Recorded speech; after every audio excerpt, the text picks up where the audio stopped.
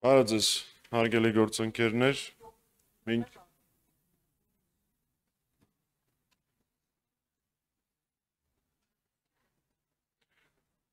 հարգելի գործընկերներ, սիրելի քաղաքացիներ, մինչև գործընկերների հարցերին անցնելը, պարտադիր պիտի արձանագրեմ, որ երեկ ուշ գիշերը դատարանը ապօրինաբար քաղաքական ճնշումների համատեքստում երկուական ամիս կալանքի դատապարտեց բացարձակ անհիմն անտիֆեյք լրատվական ծառայության իմ նեմնի հաղորդման համահեղինակներ Նարեկ Սամսոնյանին, Վազգեն Սաղաթելյանին, իրանք արդեն իսկ գտնվում են քրեակատարողական հիմնարկում, դե գիտեք Փաշինյանական արդարադատությունը այլախոհների եւ այլակարծության հանդեպ շատ արագ է, ինչը չես կարող ասել հանցագործների հանդեպ։ Նաեւ պարոն Դավիթ Ֆիդանյանը, ով անտիֆեյք լրատվական ծառայության աշխատակից է 3 ձերբակալվել է, իսկ այսօր առավոտյան ձերբակալվել է նույն լրատվականի անտիֆեյքի աշխատակից Իշխան Խոսրովյանը։ Ուստի այս իրադարձությունները մենք պարտավոր ենք դիտարկել երկու հարթության մեջ։ Առաջին հերթին դա այլախոհների դեմ հետապնդումներն են ուժային, իրավական, դատական համակարգի օգտագործմամբ, ինչը նոր չի Փաշինյանի պարագայում, եւ երկրորդ, որը նույնպես այդքան էլ նոր չի, դա լրատվականների ԶԼՄ-ների նկատմամբ հետապնդումներն ու ճնշումներն են, որովհետեւ ինչպես գիտեք, արգելավվել է անտիֆեյք լրատվական ծառայության ողջ տեխնիկան, կամերայից մինչև շտատիվ, մինչև համակարգիչներ եւ այլն, այսինքն նպատակը ոչ միայն անձամբ Վազգենին եւ Նարեկին լրացնելն էր, այլ նաեւ լրատվականի գործունեությունը կասեցնելը։ Բնականաբար սրա մասին մենք տեղեկացնելու ենք մեր բոլոր միջազգային գործընկերներին, ակնկալում եմ, որ ինչպես եւ նախորդ անգամ Նարեկի եւ Վազգենի ձերբակալության եւ կանոնավորման ժամանակ մենք իհարկե շատ ավելի արձագանք կունենայինք միջազգային, բայց այդ արձագանքը առկա էր որոշ դրսևորումներով, մի քանի զեկույցներում, ակնկալում եմ, որ այս պարագայում նույն տրամաբանությունը կլինի, ազատություն բոլոր քաղբանտարկյալներին։ Հիմա կարող ենք անցնել հարցերի։ Հանրային երկրորդ հեռուստաընկերություն։ Պարոն Մամիջանյան, երեկ Նիկոլ Փաշինյանն իր եզրափակիչ ելույթում բյուջեի քննարկումների ժամանակ հայտարարեց, որ այդ անձանց առաջնորդած ուժերը չպետք է լինեն խորհրդարանում։ Խոսքը երկրորդ եւ երրորդ նախագահների եւ իրենց թիմերի մասին է եւ որոշ ուժերի առանց անուններ տալու անձանց անվանեց ազդեցության գործակալներ։ Ձեր կարծիքը։ Հայաստանի Հանրապետության քաղաքացիների 30 քանի տոկոսը նայած որ հարցումն ենք վերցնում։ Այսինքն ամեն երրորդ մարդ, ամեն երրորդ քաղաքացին Հայաստանի Նիկոլ Փաշինյանին հավանում է դավաճան։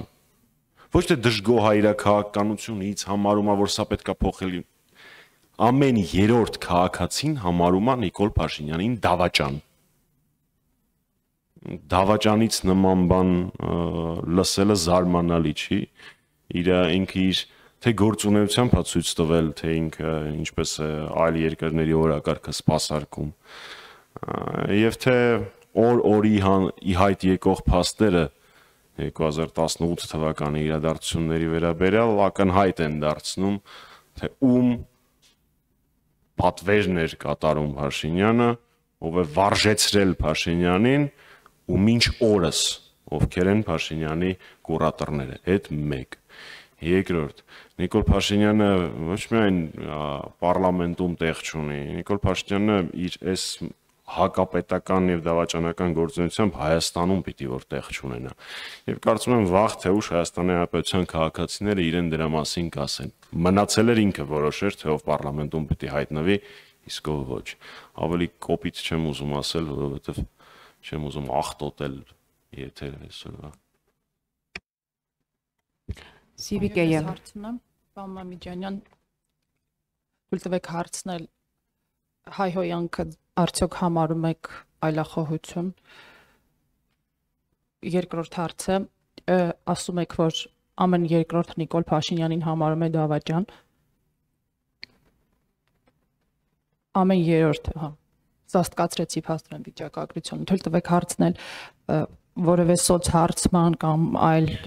հասարակական կարծիքի ստուգման տվյալներ ունեք, թե մասնավորապես ամեն 3-րդը, 4-րդը կամ 10-րդը ինչ է համարում պարոն Սերժ Սարգսյանին, եւ երրորդ հարցը ձեր թույլտվությամբ պարոն Սարգսյանը ոդքասթի ժամանակ անդրադառնալով մասնավորապես 2019 թվականի հունիսին առաջարկված փաստաթղթին ասաց, որ այն մոտ 8-9 ամիս առաջ տեսել է,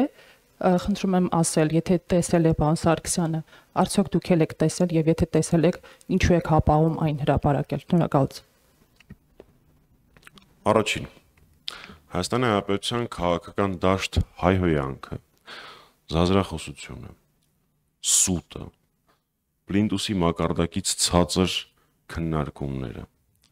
բերել է քաղաքական դաշտ Նիկոլ Վովայի Փաշինյանը։ Ես հայհոյանքին քաղաքական դաշտում վերաբերվում եմ բացասական, որովհետև ես մեծացել եմ մի միջավայրում, որտեղ հայհոյանքի համար ընդունված էր պատասխան տալ։ Եվ առհասարակ ցանկացած խոսքի համար ընդունված էր պատասխան տալ։ Ինչը Փաշինյանի մասին մեղմ ասած չես ասի։ Նաև ես հայտարարակ բացասական եմ վերաբերվում այն մարդկանց, ովքեր մասնավորապես Ալեն Սիմոնյանին, ովքեր փոխանակ հաղորդում տան իր իսկ վիրավորանքին պատասխանած տղերքին, որովհետև առաջին վիրավորանքը հրապարակային հնչեցրել է Ալեն Սիմոնյանը։ Եկեք մի հատ բոլորս միասին հասկանանք, այդ ինչքանով է դրամաբանական ինքդ վիրավորանք հնչեցնես քո Facebook-յան էջում, զբաղեցնելով ազգային ժողովի նախագահի պաշտոնը։ Ստանաս դրան պատասխան, որովհետև գնաս հաղորդում ներկայացնես։ Ես դա որևէ տիրույթում չեմ կարողանում ընկալել, ոչ իրավական, ոչ բարոյական։ Ես նաև չեմ կարող հասկանալ, եթե պարոն Սիմոնյանը այդքան սիրում է հետամուտ լինել նմանօրինակ գործընթացներին, ինչի Արտուր Հովհաննիսյանի դեմ հաղորդում չի ներկայացրել։ Լավ, հասկացանք վրան չի կարողանում։ Թող գնա հաղորդում ներկայացնի։ Երբ ինքը խոստանում էր Հայաստանի Հանրապետության քաղաքացու ականջներ կտրել, վիզ կտրել եւ այլն եւ այլն։ Ընդ որում դեպքեր կան, որ նույն բառացի նույն արտահայտություն արած քաղաքացին հիմա քրեական գործով անցնում է, եթե չեմ սխալվում, դատական փուլում արդեն։ Բայց Արտուր Հովհաննիսյանի դեմ գործի հարուցումը մերժվել է։ Այդ դա է իմ վերաբերմունքը։ Նաև այսպես ամփոփելով, հա, Հայաստանում հայտնի է, Հայաստանի հասարակական դաշտում հայտնի է զազրախոսությամբ եւ հայհոյանքով Վարդան Ղուկասյանը դոգմա կանոնով։ Բայց ինչպես ես նշեցի, առաջինը Փաշինյանն է Հայաստանի քաղաքական դաշտ դա բերել ու ոնց որ թե Փաշինյանը դառնում է դոգ 1.0 էլի 0-ական վերսիան այդ ամեն ինչի։ Այդ առաջին հարցը։ Երկրորդ, ես շատ հարցումներ եմ տիրապետում, թե հրապարակված, թե չհրապարակված։ Ես գիտեմ, որ Հայաստանի Հանրապետության քաղաքացիներից յուրաքանչյուրը անկախ իր վերաբերմունքից նախագահ Սարգսյանի նկատմամբ այդ թվականներին ապրել է ապահով երկրում։ Այդ թվականներին կարողանում էր ազատորեն գնալ Արցախ, Ղազանչեցոցում մոմ վառել։ Այդ թվականներին մեր հիմնական հասարակահաղաքական ամենալայնամասշտաբ ցույցերը էլեկտրաէներգիայի գնի հետ թանկացման հետ կապված էին, Մաշտոցի պուրակի հետ էին կապված։ Երանի ենք, չէ՞, ոնց որ տալի են ժամանակներին, երբ որ մեր երկրի հասարակական խնդիրները դրանք էին։ Այնպես որ դա է իմ ընկալմամբ Հայաստանի Հանրապետության քաղաքացու վերաբերմունքը նախագահ Սարգսյանին։ Եվ վերջին կետը թվերով լինի, հա, երևի։ Նախագահ Սարգսյանը ուղիղ մեկ շաբաթ առաջ այսօրը 7 ժամանոց ոդկասթի է մասնակցել։ Այդ ոդկասթը այսօր առավոտյան ուներ 250,000 view։ 7 ժամանոց ոդկաստ։ Եվ մի շաբաթ Հայաստանի ամբողջ հասարակական դաշտը օրակարգը թելադրվում էր նախագահ Սարգսյանի ոդկասթին հնչեցրած մուտքերով։ Եվ եւս մեկ կարևոր ձեռքբերում, վերջապես կարողացանք կորզել Փաշինյանին, ստիպել, որպեսզի ինքը խոստանա, որ մինչև տարվա վերջ ինքը կհրապարակի բանակցային փաստաթղթերը։ Դա իհարկե հաշվի առնելով Փաշինյանի խոսքի արժեքը, տենց առանձնապես իրավիճակը չի փոխվում, բայց ամեն դեպքում գոնե խոստում կարողացել ենք կորզել։ Ես նաև 19 թվականի բանակցային փաթեթի վերաբերյալ հարցին կանդրադառնամ նաև այս տեսանկյունից, թե նամակի մասին, որի մասին խոսում է Փաշինյանը։ Ոչ 19 թվականի փաթեթը ես չեմ տեսել։ Մոտավոր բովանդակությունը, մոտավոր հիմնական շեշտադրումները գիտեմ։ Գիտեմ, որ դա մի փաստաթուղթ էր, որի վրա աշխատելով, որը որպես բանակցային հիմք վերցնելով, հնարավոր էր Հայաստանի համար ստանալ այն, ինչը մենք ցանկանում էինք։ Ինչ վերաբերվում է նամակին, ես շատ անհամբեր եմ սպասում, թե երբ Փաշինյանը եւ այդ նամակը եւ բոլոր բանակցային փաթեթները հրապարակելու, չեմ պատասխանելու, մոտավորապես կռահում եմ, պատկերացնում եմ, թե որ նամակի մասին է գնում խոսքը։ Կարող եմ պնդել, որ նախագահ Սարգսյանը երբևէ իր կյանքում չի ստորագրել որևէ նամակ, որևէ փաստաթուղթ, որի համար Հայաստանի Հանրապետության որևէ մի քաղաքացի, առավել եւս իր թիմակիցներից որևէ մեկը ստիպված լինի ամաչել։ Երբ որ նամակը հրապարակվի եւ բանակցային փաթեթը հրապարակվի, այն ժամանակ դուք իմ ասածներում կհամոզվեք։ Բայց ավարտելով 19 թվականի փաթեթը մի քանի կետով է էական։ Առաջինը, որովհետև Փաշինյանը խաբում էր հայ ժողովրդին։ Ասում էր փաթեթ չկա, բանակցային թուղթ չկա։ Մի տարի հետո պարզվեց, ընդ որում էլի ոչ Հայաստանից, համանախագահ երկրներից մեկն է դա հանրայնացրեց, որ արկա է բանակցային փաստաթուղթ համարյա մի տարի է։ Եվ կա եւս մեկ կարևոր կետ։ Ինչի է ինքը մերժել այդ փաթեթը։ Մենք չենք մտնում դաշտը, թե Ադրբեջանը ընդունելու էր, չէր ընդունելու, ընդունել էր, չէր ընդունել։ Շատ էական է, որ դա երևի կարևորագույն կետերից մեկն էր բանակցային գործընթացի եւ ձախողումներից մեկի Փաշինյանի, որ ինքը հայկական կողմը դարձրեց ապակառուցողական, մինչեւ այդ նախապայման դրեց համանախագահների առաջ։ Հետո արեց հայտարարություններ, որոնք բանակցային գործընթացը խիստ վատ ուղով էին տանում։ Հրաժարվեց հիմնարար սկզբունքներից, սկսեց օգտագործել ինչ-որ ամորֆ եզրույթներ, արդարություն, իրավունքներ եւ այլն եւ այլն։ Եվ այդ ամենը ավարտվեց նրանով, ինչով որ ավարտվեց։ Այդ դրանով է էական հրապարակումը բոլոր բանակցային փաստաթղթերի, այդ թվում նաեւ 19 թվականի։ Կենտրոն Պարոն Մամիջանյան, ընդդիմությունը այսպես իշխանությանը մեղադրում է, որ ինչ ուզել են, ինչ ուզում է Ադրբեջանը զիջում են եւ այլն, Փաշինյանը երեք եզրափակիչ ելույթում ի վերջո ձեզ պատասխանեց, ասաց ամբողջ խնդիրն էլ այն է, որ ինչ ուզել են չեն տվել եւ խնդիրը այդտեղից է գալիս եւ նաեւ ասում է, որ եթե իրենք չլինեին իշխանություն, այսօր գուցե Հայաստանը չլիներ։ Եվ ի վերջո ասում է այսօր արդեն խաղաղություն է,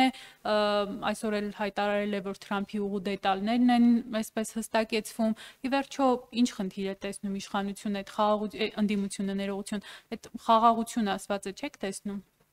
Շնորհակալություն։ Չի կարող լինել բանական մարդով խաղաղություն չուզենա։ Եվ այդ կեղծ թեզը, որ Փաշինյանը փորձում է առաջ տանել, թե իբր ինքը խաղաղության ջատագով է, ավերիչ պատերազմը, ամենաշատ ռազմական գործողությունները եւ ագրեսիաները Հայաստանի Հանրապետության նկատմամբ եղել են իր իշխանության օրոք։ Ինչ խաղաղություն։ 1. Երկրորդ, խաղաղությունը որևէ երաշխիք, բացի նրանից, որ առևտուր կանենք լավ կլինի, չունի։ Իսկ Ադրբեջանը այն երկիրը չի, որին փորձես զսպել հայտարարություններով կամ առևտրով։ Աշխարհում այս պահին ընթացող ամենամեծ ռազմական կոնֆլիկտը, համ միջազգայինորեն ճանաչված սահմաններ էր առկա, համ խորագույն տնտեսական կապեր էին առկա։ Երկրներից մեկը մյուսի համար հանդիսանում էր էներգակիրների տրանզիտային երկիր։ Այսինքն ակնհայտ է, չէ՞, որ Հայաստանի եւ Ադրբեջանի միջև այդպիսի տրանզիտային հարաբերություններ, ինչպիսիք Ռուսաստանի եւ Ուկրաինայի միջև են, քիչ հավանական է, որ տեղի ունենան զուտ աշխարհագրորեն։ Հետո դա երաշխիք եղավ խաղաղության։ Էլ չեմ ասում, որ կան միջազգային պայմանագրեր, որոնցով երաշխավորման ինստիտուտներ երկու երկրների միջև գործում անվտանգ է։ Անդրադառնալով, հա, Հայաստանի Հանրապետությունը գոյություն չունի։ Եթե Նիկոլ Փաշինյանը շարունակի կառավարության մնալ, Հայաստանի Հանրապետության գոյությունը կասկածի տակ կմնա։ Դա անհերքելի փաստ է։ Դա տեսնելու համար ուղղակի պետք է նայել, թե ինչ կորուստներ ա ունեցել Հայաստանի Հանրապետությունը Փաշինյանի կառավարման ընթացքում։ Տարածքային, աշխարհաքաղաքական եւ այլն։ Անդրադառնալով նրան, թե ինչ է Հայաստանը տվել կամ Ադրբեջանի որ պահանջներն են կատարվել։ Եկեք միասին փորձենք վերլուծել։ Մենք ոչ մի դեպքում սահմանադրությունը Ադրբեջանի պահանջով չենք փոխելու։ Մենք դա կանենք մեր որոշումով, լավ հեքիաթ է, չէ՞։ Մենք ոչ մի դեպքում միջանցք չենք տալու, բայց փաստացի հիմա բանակցային վերջին փաստաթուղթը, որը նախաստորագրվել է, ամբողջ աշխարհը ներկայացնում է միջազգային տրամաբանության մեջ, ամբողջ։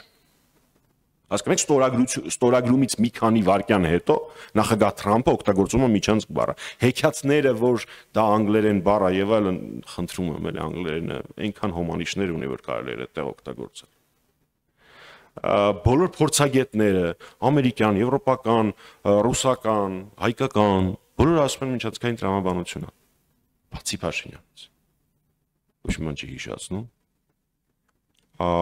Այդ մարդը կամ միջազգային փաստաթղթեր կարդալ չգիտի, կամ էլ ստում է բոլորիս։ Ես հակված եմ երկրորդ տարբերակի։ Ամենածիծաղալու դրվագը ստորագրման պահից են պահներ, երբ Փաշինյանը ասենց ծիգրակում էր, նայեր, տեսներ էտա փաստաթղթի մեջ գրած թե չէ։ Ինչ վերաբերվում է, ես կարող եմ այսպես շատ շարունակել, գիտեմ որ ժամանակը ավարտվում է, նույնը վերաբերվում է Լեռնային Ղարաբաղի հայկական լինել, չլինելու։ Նույնը վերաբերվում է այն կետերին, որոնք իմ գործընկերները ընդդիմադիր 1.5 տարի առաջ ծանոթացան փաստաթղթի սկզբնական տեքստին, որոնք այն ժամանակ կարևոր կետեր էին Հայաստանի համար, առաջնահերթություններ էին, բայց հանվեցին Ադրբեջանի պահանջով։ Ու այսպես շարունակ։ Եվ ամենակարևորներից մեկը ԵԱՀԿ Մինսկի խմբի լուծարումը։ Քանի կար պիտի ստորագրման ժամանակ լուծարվեր, բայց լուծարվեց նախաստորագրման ժամանակ։ Ու այսպես ես կարող եմ եւս մի 10 րոպե շարունակել, բայց ժամանակը ավարտվում է, այնպես որ ակնհայտ է, որ Փաշինյանը կատարել է Ադրբեջանի բոլոր պահանջները, հեքիաթները, որ պատերազմ չեր լինի, եթե կկատարեինք եւ այլն, փաստացի բոլոր պահանջները կատարված են։ Շնորհակալություն, ժամանակը ավարտվում է։